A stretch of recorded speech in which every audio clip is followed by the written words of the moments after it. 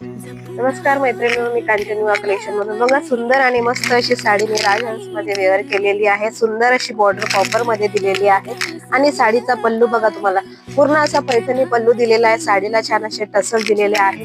ही साडी छान आपली व्हायरल झालेली आहे। खूप मस्त छान आणि रिस्पॉन्स मिळतो आहे याचा।